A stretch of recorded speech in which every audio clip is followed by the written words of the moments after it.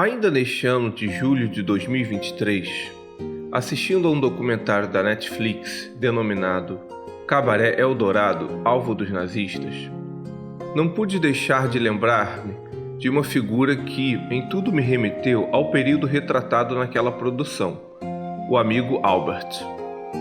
Quando comecei a frequentar o bar Corsário, lá na Praça Roosevelt, em São Paulo, ele já era um habitué, sempre bebendo muito quando sozinho.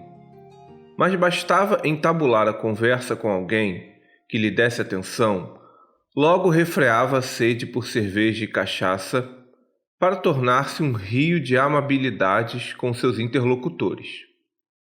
Os amigos mais jocosos o tratavam por alemão, gaúcho ou Albertina, como era costume dos gays mais despachados e impudentes se tratarem, invariavelmente no feminino.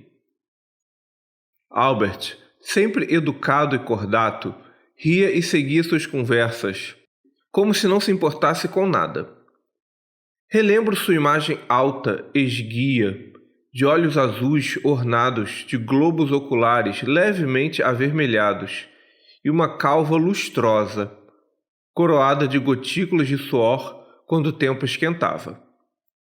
O fato era que quase nunca conversávamos, apesar das saudações educadas com que sempre nos dirigíamos mutuamente.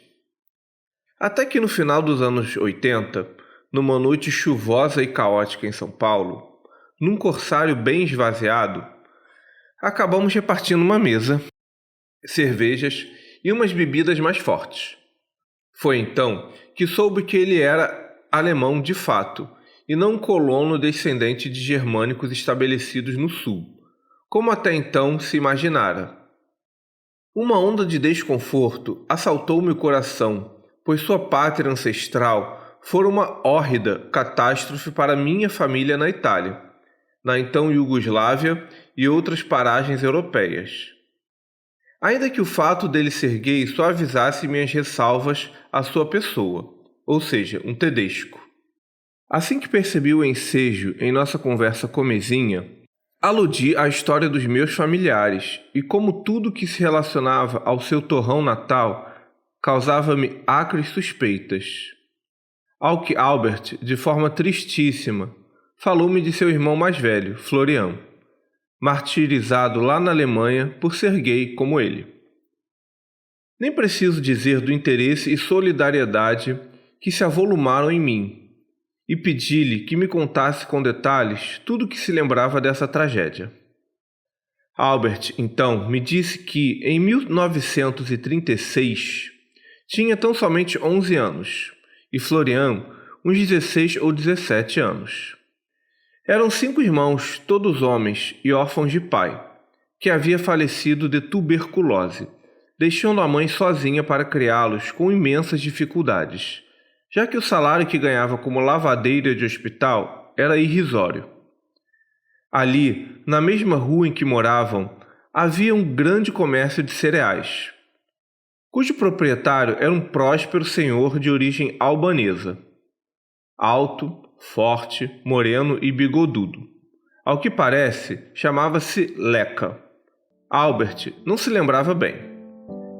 Contra todas as expectativas, Leca acabou contratando o jovem louro e frágil Florian, quando este, sem muitas esperanças, foi pedir-lhe emprego e acabou aceito, com um pequeno salário, mas maior do que a mãe recebia, melhorando muito a vida da família. Segundo contou Albert, irmão de Florian, todos tinham um certo receio do albanês altivo e severo, mas que era sempre gentil com as pessoas, tido na conta de pai extremoso e um marido provedor, mas que era rígido e controlador com os negócios e com os empregados. Sim, Leca era casado com uma mulher e tinha filhos. Não se sabe como ele se afeiçoou a Florian, que logo deixou de carregar sacos e varrer o chão e tornou-se um diligente agente administrativo, logo recebendo mais por isso, chegando a sentar-se à mesa com ele às refeições e frequentar esporadicamente a mansão do senhor albanês. Quando a amada mãezinha de Albert e Florian quebrou a perna, foi ajudada com dinheiro, cereais, carne e frutas por Leca. Quando Florian enfermou-se com apendicite, o generoso albanês custeou-lhe o melhor tratamento e ia visitá-lo diariamente, sempre trazendo algo consigo para presenteá-lo. Era óbvio que Florian e Leca estavam se amando. Mesmo que o albanês fosse casado, havia desenvolvido ali um caso paralelo com Florian, irmão de Albert.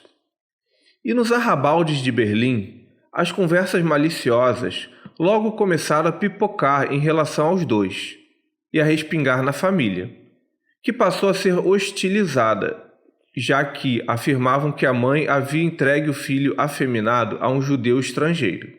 Aliás, coisa que o albanês definitivamente não era.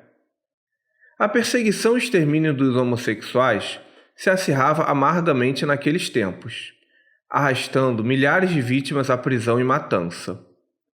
Quando então foram delatados por algum perverso canalha, acarretando o início de suas aflições. Que subornos por parte de Leca, como bem sabido, não iriam protegê-los indefinitivamente. Com uma pressa desmesurada, o albanês ajeitou o que pôde dos negócios, organizou os documentos da família e encaminhou-os sob a tutela de um parente para que voltassem para a Albânia, situação que a esposa relutou em adotar, talvez devido à miséria naquele país. Até que, ao interessar-se do tristíssimo desenlace, a esposa também fugiu. Florian, chorando, deixou dinheiro com a mãe, despediu-se dos irmãos e ajeitou uma pequena maleta com itens básicos, dizendo que iria para a França a trabalho, acompanhando o patrão albanês. Todos entenderam o que estava se passando e, comovidos, desejaram-lhes o melhor. Os dois namorados, então, fugiram, mas ao chegarem à estação de trem em alguma fronteira, foram identificados e presos.